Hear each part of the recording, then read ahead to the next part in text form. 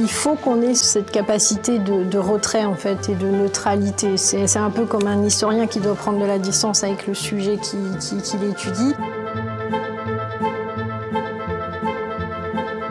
Si je suis là pour déplacer l'œuvre, je vais avoir un regard totalement différent. Ça va être, ok, il se déplace comment, combien de personnes. On ne va pas s'attarder sur la célébrité de l'auteur de cette œuvre ou la célébrité de cette œuvre en elle-même. Les raisons pour lesquelles on peut être amené à déplacer les œuvres vont être principalement les prêts aux expositions, internes ou externes, les restaurations des œuvres, les travaux dans le château, les mises à disposition des œuvres pour des chercheurs, pour des prises de vue, et puis les modifications de la présentation permanente. Il y a aussi un poids technique qui est cette œuvre est très fragile, donc comment est-ce qu'on fait? On met du monde pour le faire, on le fait doucement, on le fait tranquillement, on prend son temps pour le faire.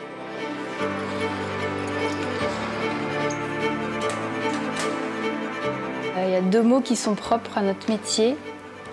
C'est le mot opération, parce que souvent on décrit un déplacement comme étant une opération. Quand on en parle à nos proches, des fois ils ont l'impression qu'on va parler d'une opération chirurgicale.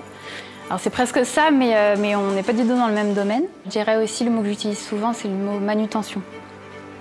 Donc le fait de déplacer, porter une œuvre. On fait un travail qui s'appuie sur la coordination et la coopération avec plein d'autres gens autour de nous, qui vont être effectivement les conservateurs, qui ont quand même la responsabilité, eux, des collections. Évidemment, les équipes qui manipulent les œuvres.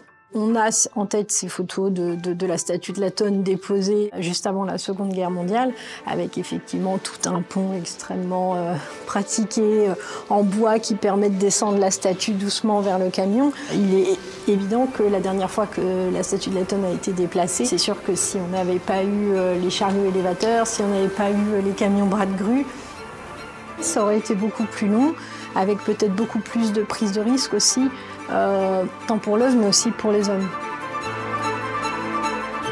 J'ai eu l'occasion de faire énormément d'opérations au château de Versailles qui soient exceptionnelles. Celle qui me vient en tête, vraiment pour laquelle je pense que je referai sans doute jamais la même, c'est quand on a retiré les groupes sculptés des grilles des 100 marches de l'Orangerie, parce qu'on part sur des groupes entre 20 et 25 tonnes. C'était une opération programmée très en amont, assez technique. Il y a d'autres opérations qui vont être extrêmement importantes en fonction de l'œuvre qui va être transférée, mais qui, techniquement, vont être beaucoup plus simples. Le portrait de Marie-Antoinette à la Rose, qui est parti récemment au Victorian Albert Museum. Et c'est une œuvre qui est importante pour l'établissement, qui est importante pour l'histoire de l'art, qui est importante pour l'histoire, mais qui, techniquement, ça n'est pas un tableau très grand. Faites attention aux tringles, qu'elles ne se décrochent pas. On peut travailler dans le Petit Trianon le matin sans qu'il y ait de public.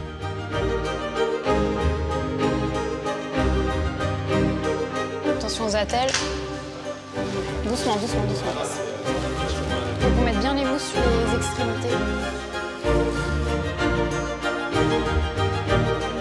Quand on envisage un transport, la première chose, c'est effectivement d'analyser l'œuvre. Dimension, poids, nombre d'éléments qui la composent. Est-ce qu'elle a des fragilités? Comment est-ce qu'elle est présentée ou stockée ou rangée actuellement? Et après, le deuxième point, ça va être le parcours lui-même. Qui va être suivi.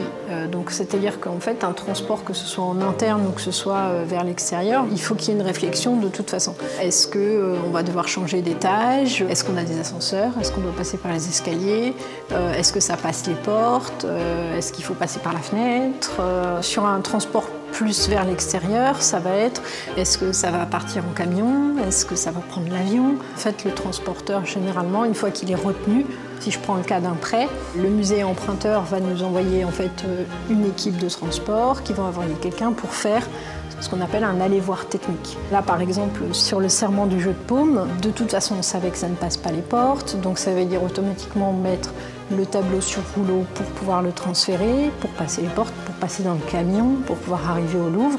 L'entreprise de transport a fabriqué une caisse en fonction des dimensions du rouleau. dimensions du rouleau qui ont été indiquées par le restaurateur.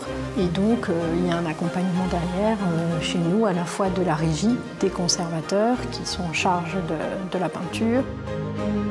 Mais on a aussi des peintures qui sont sur rouleau parce que leurs dimensions ne nous permettent pas de les conserver autrement. Un certain nombre de ces peintures sont conservées en réserve. On a pu mettre en place l'organisation, c'est un de mes collègues qui s'en est occupé pour faire ce qu'on appelle le récollement, faire l'inventaire et constater l'état des œuvres et reprendre leurs dimensions, etc.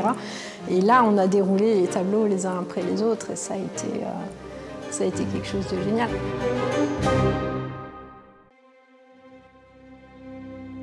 Dans toutes ces étapes, il y a l'accrochage ou l'installation, selon la nature de l'œuvre, au sein de l'orangerie. Il a fallu s'organiser avec à la fois le service des événements pour avoir l'orangerie disponible, évidemment avec les jardiniers qui sont responsables du lieu, de l'orangerie pour ne pas abîmer les arbres, pour ne pas gêner, avec les fontainiers pour ne pas abîmer non plus le système de réseau.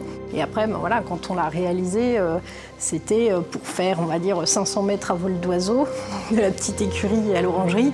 On a mis 4 heures pour 2 statues. Le volume des sculptures nécessitait un camion tellement spécifique et le camion était tellement immense qu'en fait, il ne pouvait pas rentrer dans l'orangerie parce qu'il ne pouvait pas tourner.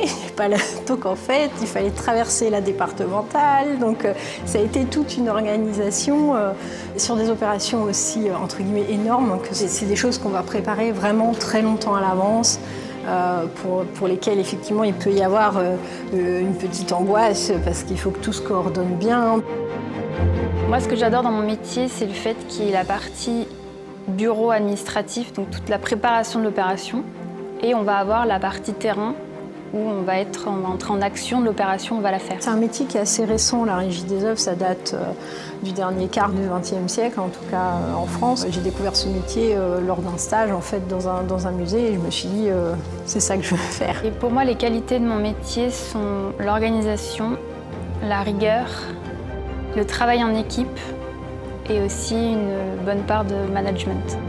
Chaque œuvre est unique et du coup chaque mouvement, chaque déplacement d'œuvre va être unique en fonction de l'œuvre qu'on déplace.